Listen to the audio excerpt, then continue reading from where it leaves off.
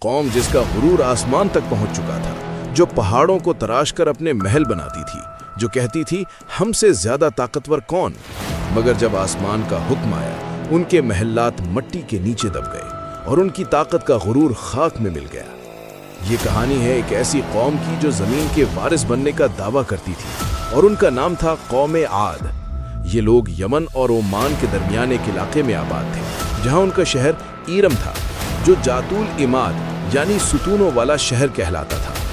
یہ شہر آسمان سے بات کرتا تھا، اور ان کی طاقت زمین و آسمان کے درمیان رچی ہوئی تھی۔ وہ کہتے تھے ہم ہی زمین کے وارث ہیں اور ہمیشہ رہیں گے۔ یہ قوم اپنے شہر میں اس قدر طاقتور تھی کہ ان کے گھوڑوں کے قدموں سے زمین گونجتی تھی، اور رات میں ان کے چراغوں کی روشنی دور دور تک چمکتی تھی۔ یہ قوم اتنی طاقتور تھی کہ وہ اپنے بچوں کو بھی پتھروں کی طاقت دکھاتی تھی۔ ان کے بچے بھی چھوٹی عمر میں پتھر اٹھا کر اپنی طاقت دکھاتے۔ وہ سمجھتے تھے کہ ہوا بھی ان کی غلام ہے۔ ان کے جوان وادی کے بیچ میں کھڑے ہو کر دونوں ہاتھوں کو پھیلاتے اور کہتے، دیکھو ہوا ہماری پیروی کرتی ہے۔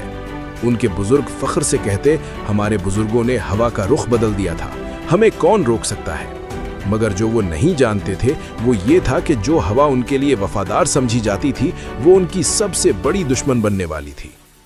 پھر اللہ نے اپنا نبی ہزارہ ہود علیہ السلام کو بھیجا۔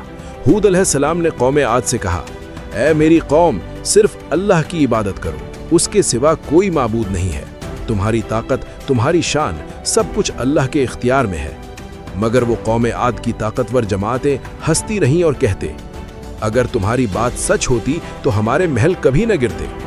پھر اللہ کے نبی ہود علیہ السلام نے کہا، میں تمہیں اس عذاب سے ڈرا رہا ہوں جو تمہارے دلوں میں غرور کی وجہ سے تمہیں آ کر رہے گا۔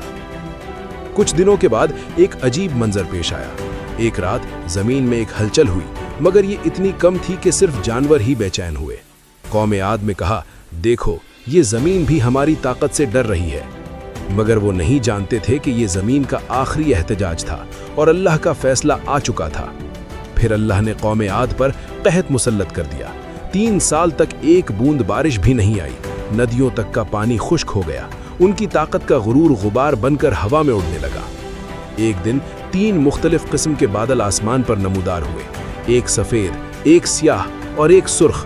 ان کے سرداروں نے ہنستے ہوئے کہا، ہم سیاہ بادل کو منتخب کرتے ہیں کیونکہ اس میں بارش ہوگی، یہ رحمت ہے۔ مگر اللہ کی رحمت کی بجائے وہی بادل ان پر عذاب بن کر گرا۔